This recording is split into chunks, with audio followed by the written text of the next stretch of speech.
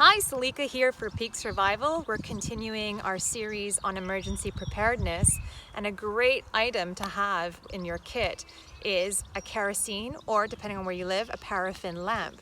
To give you an example of how efficient these are, a 4-liter container of paraffin like this is 1 month's supply if you're averaging a burn of, let's say, 4 hours a day. That's quite impressive stuff. These have a wick, and there's different versions which use Mantle as a light source. They're protected by a glass globe, and these lamps may be used on the table or handheld like so. The first description of a simple lamp, something along these lines using crude mineral oil, was actually noted as far back as the 9th century.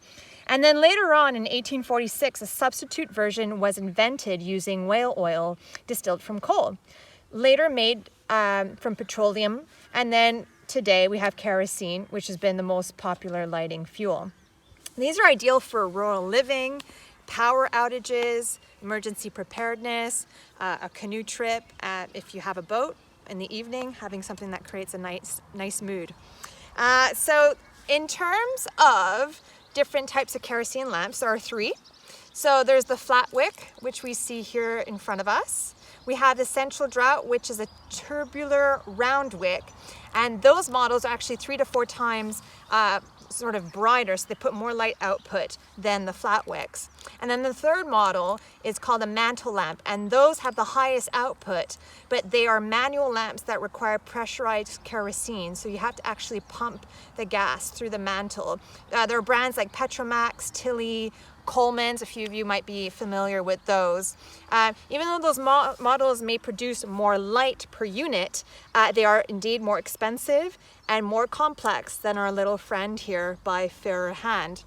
Now, our little buddy here is German made. The Germans are notorious for making great things in general.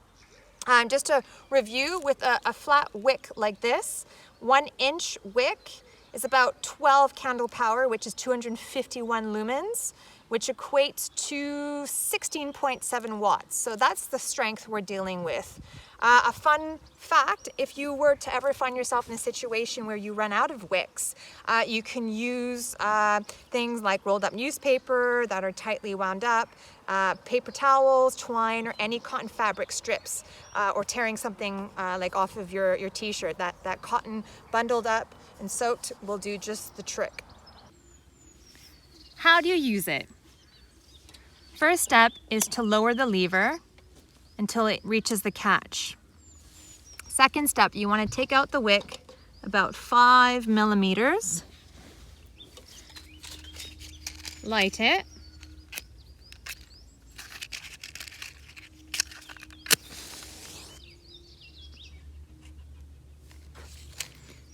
and then close the lever so that the globe is now down and you have ventilation.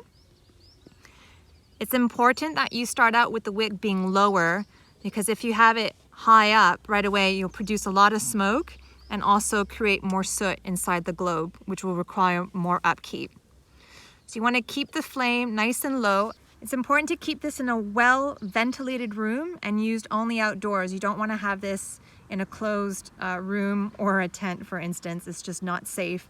And also inhaling the paraffin smoke is not good for your lungs. A small tank like this has an impressive 16 to 18 hour of burning time on a full tank. Again, this depends on if the flame is low or high. It'll determine how many hours, but you're averaging 16 to 18 hours, which is impressive. To extinguish the flame, simply use the side key here and just lower the wick back into the paraffin to douse the flame. Don't blow it out, that's very dangerous. So you don't want to lift this back up and then try to blow it. Just let it do its thing. And then from there, that's it. For maintenance and cleaning, it's very simple. You simply lift the lever up, tip out the glass globe, wipe it out. Any other components that need replacing or washing, follow the manufacturer's instructions. But overall, it's very, very simple to use, easy to replace the parts. And if you're someone like me that likes to be ready for anything, you want to make sure that you have the spare parts already with you in case you need them. Efficient, Great little kit to have, and I highly recommend it.